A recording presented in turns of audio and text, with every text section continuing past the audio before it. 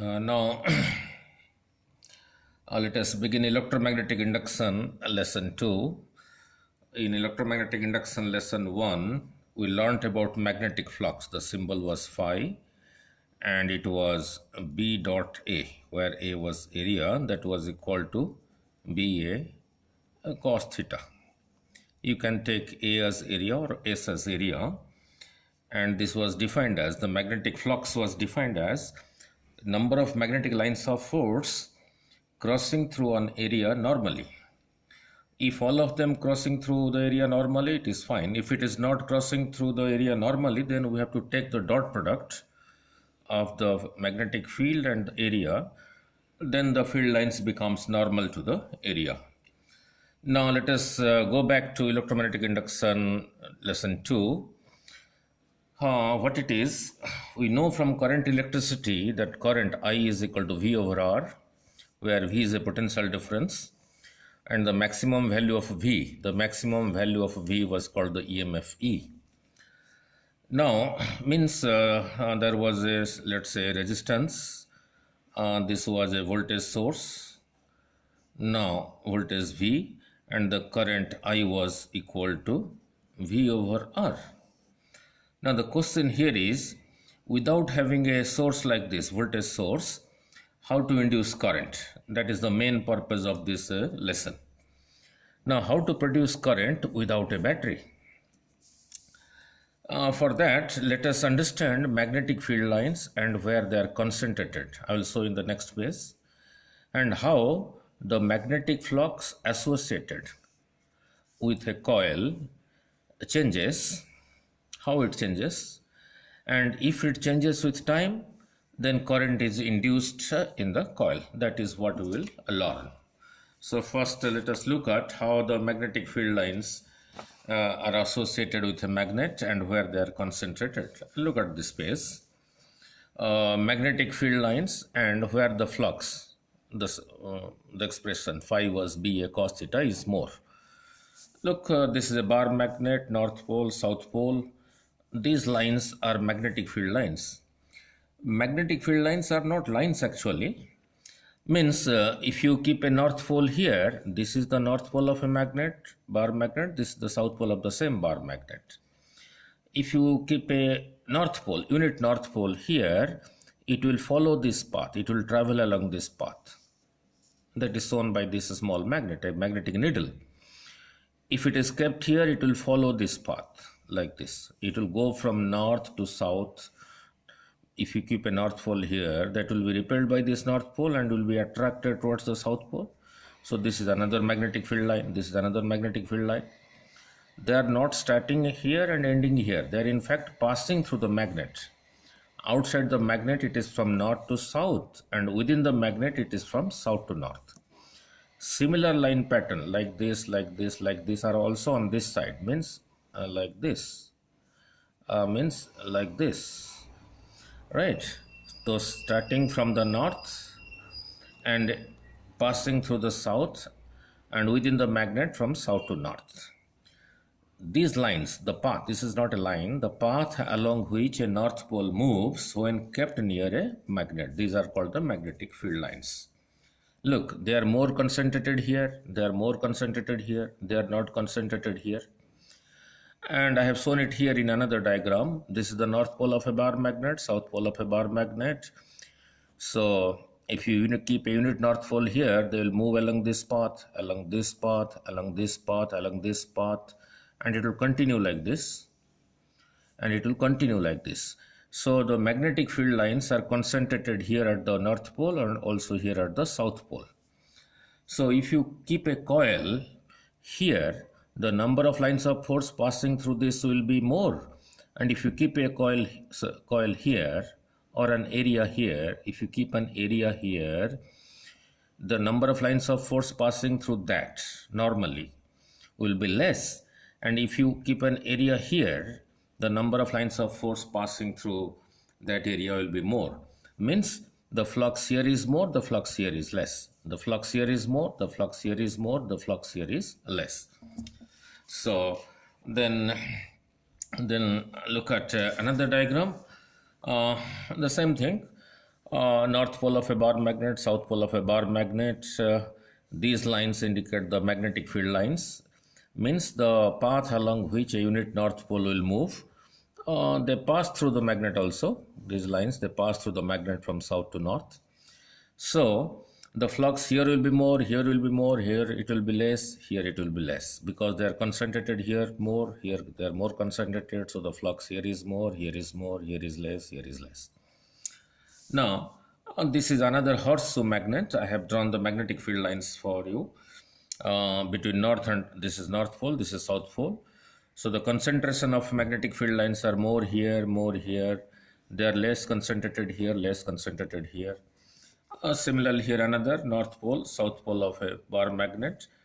The magnetic field lines are concentrated here, here. They are less concentrated here, they are less concentrated here, they are less concentrated here as compared to this point and this point.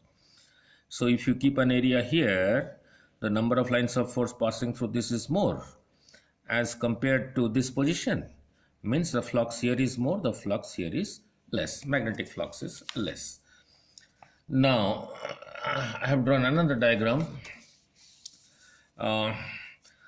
This is the north pole of a bar magnet.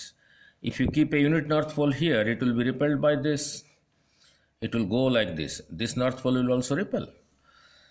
North. This is the nature of the magnetic field lines when the two north are facing each other. This is the case of magnetic field lines when a north and south are facing each other. If this is south and this is south, then all the field lines will also be like this, right? The concentration here is more, the concentration of field lines here is more, means the flux here is more, flux here is less. Here it is minimum. Here it is more, here it is more, here it is more, here it is less, here it is less, right? So now come back to the real part of it. Magnetic effect current, lesson 2. Before we understand what are the laws of electromagnetic induction, we have to understand the Faraday and Henry experiment. And let us see what are the observations. Number 1, current induced by a magnet. Look, this is a bar magnet, this is the north pole, this is the south pole. As I explained, the magnetic field lines, they originate from the north and they go like this. They go like this, they go like this. So the concentration here is more. Here there is a coil and G is a galvanometer. This is a coil. Look, this conducting wire is in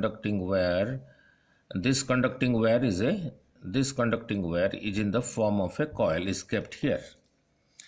Now, if this bar magnet is pushed to this side, suppose in this case here, 1, 2, 3, 4, 5 lines of force are passing through this coil. The moment you move this magnet towards right, because the concentration is more here, as this magnet moves towards this side, then the number of lines of force passing through this coil will increase. And you suddenly see there is a deflection in the galvanometer. Galvanometer measures current. If the coil is at rest, the magnet is at rest, then the galvanometer shows no deflection, means there is no current. If this north pole moves to this side, then there is a sudden deflection. So by moving to this side, what is changing with the coil? The number of lines of force associated with the coil is increasing.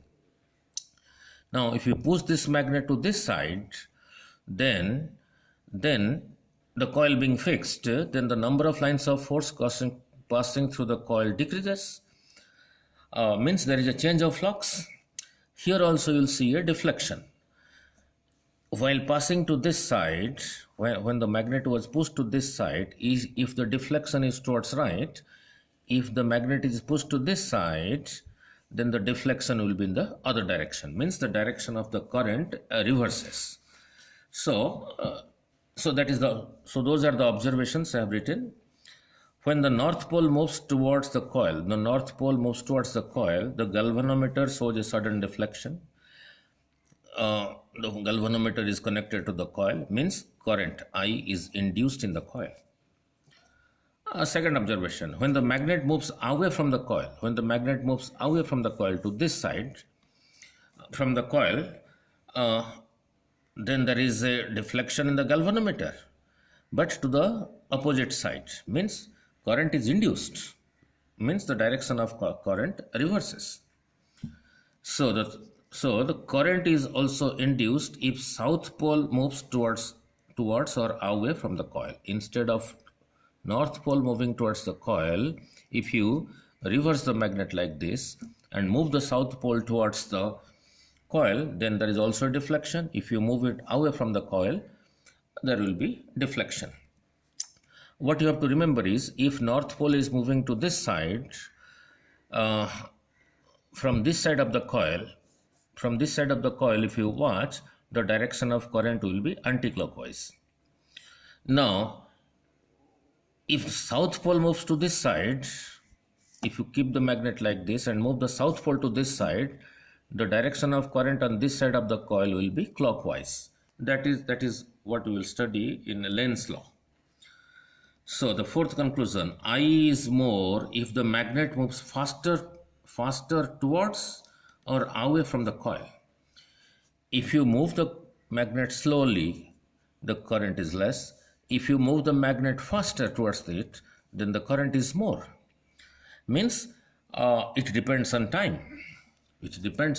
Means if there is a relative velocity, if it is moving faster, then the current is more. If it is moving slower, the current is less. That I will explain in the next page by change of flux. Now the fifth. Now if the magnet is at rest and the coil either moves towards or away from the magnet, the same effect is also observed.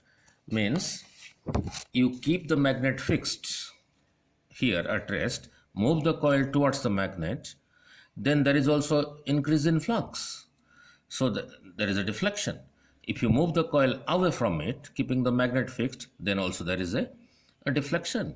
Means whether you keep this fixed, magnet fixed, move the coil, or keep the coil fixed, move the magnet, means whenever there is a relative velocity between the magnet and the coil, the number of lines of force passing through the coil changes. So means the flux changes. That is the cause of current. So that is what I have explained. If the magnet is at rest and the coil either moves towards, if the coil moves towards, then the flux increases, or away from the magnet, the flux decreases. The same effect is observed, means current is induced in the coil. So what does this imply? Relative motion between the coil and the magnet is responsible for inducing current in the coil. Relative motion.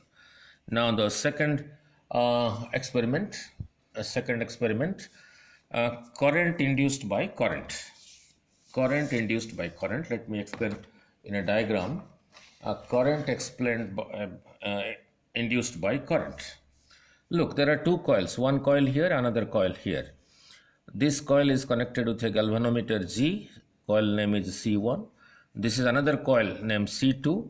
It is connected with a source of battery, means through this coil current is flowing. And we know from magnetic effects of current, if current is flowing in a coil, there was magnetic field. At the center it was equal to mu naught by 4 pi 2I over R. Means this coil, which is connected with a voltmeter, the two ends of the potential difference, the two end of this coil C2 is connected across a potential difference V. The current flows in the coil. And we know from magnetic effects of current, when current flows in a wire, it produces a magnetic field. Therefore, this coil behaves as a magnet. Means it has its magnetic lines of force, which is shown like this. Now, if you move this coil towards this side, then the lines of force associated with coil C1 will increase. If you move to this side, the flux will increase. And you see there is a deflection in the galvanometer, means current is induced in the coil C1. If you take this coil towards this side, which is carrying current, then the number of lines of force passing through this will decrease as this comes to this side. Here, this part will be here, means less number of lines of force will pass through C1, means flux with C1 will decrease. Then also you see a deflection. So current producing current in this coil, right?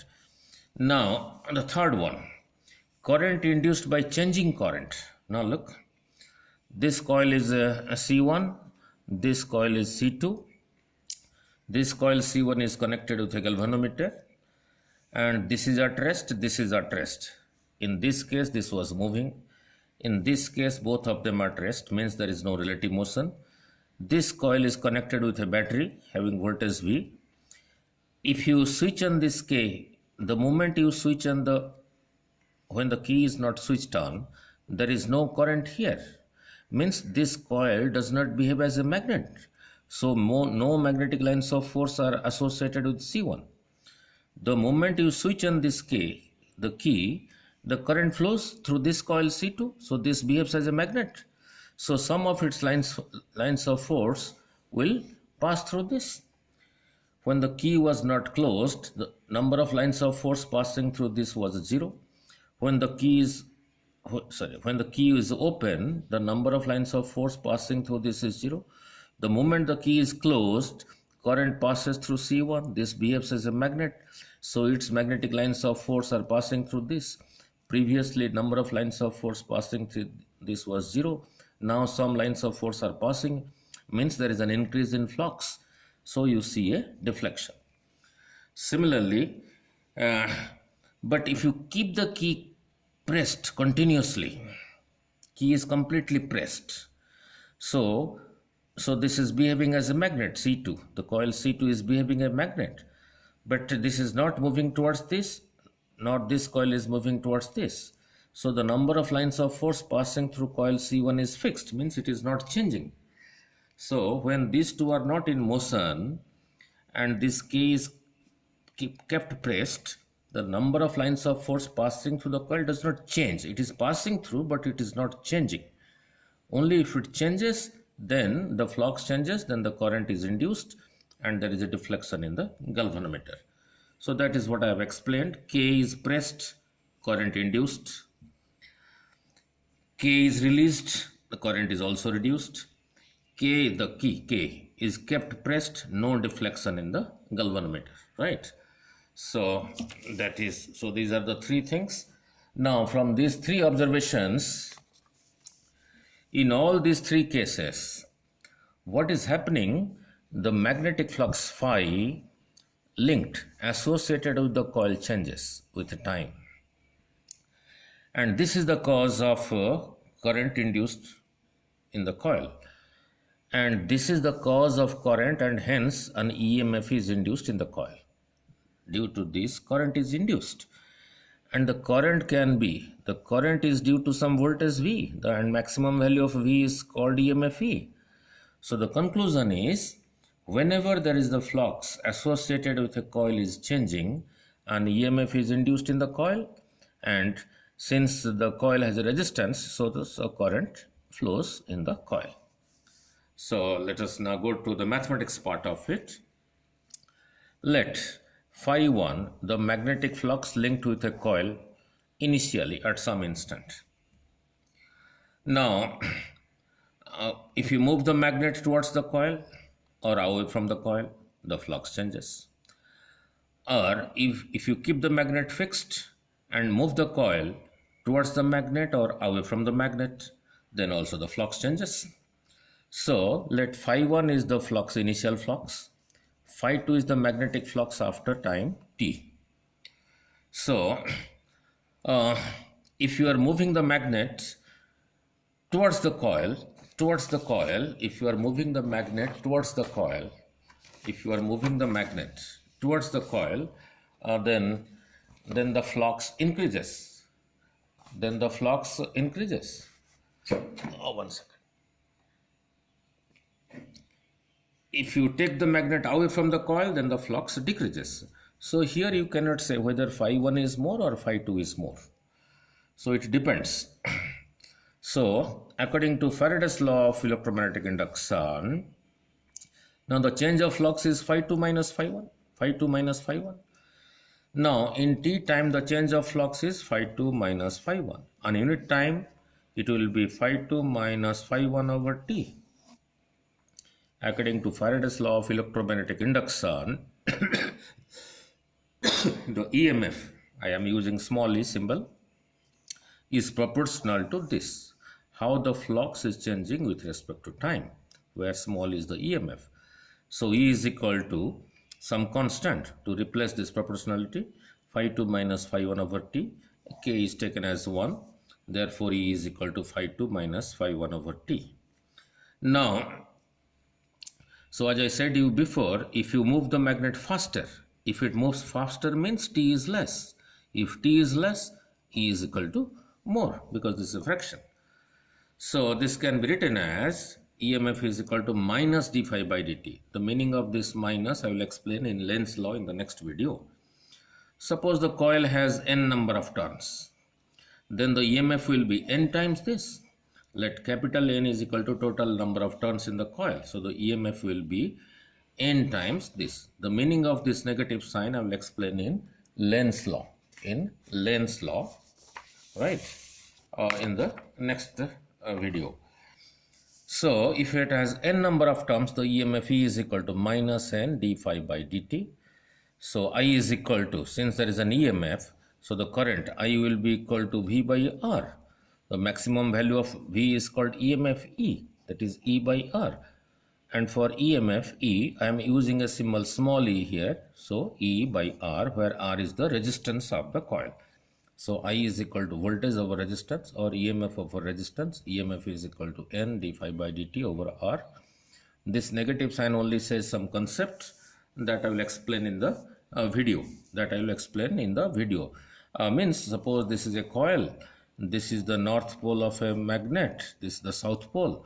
If this magnet is coming to this side, then the number of lines of force associated with this coil will increase, because lines of force are concentrated here. When the coil is here, the magnet is here, the number of lines of force passing through this, for instance, 1, 2, 3. If the magnet comes to this side, then this region will pass through the coil, and in this region the number of lines of force are more. So when the magnet comes to this side, the number of lines of force passing through the coil increases. And in this case, you will find from this side, the direction of current in this coil will be anti-clockwise. Now, that is the meaning of this negative sign. Means the upper side of the coil will behave as north pole of a magnet, and the bottom side of the coil will behave as south pole of a magnet. The direction from which current is anti-clockwise, here is a coil. Due to some reason, if the current is clockwise from this side, then this side of the coil behaves as a south pole, and from this side, if you watch, the current is anti-clockwise, behaves as north pole of a magnet. Means the whole coil behaves as a bar magnet. That this is the Lenz's law that I will explain in another video.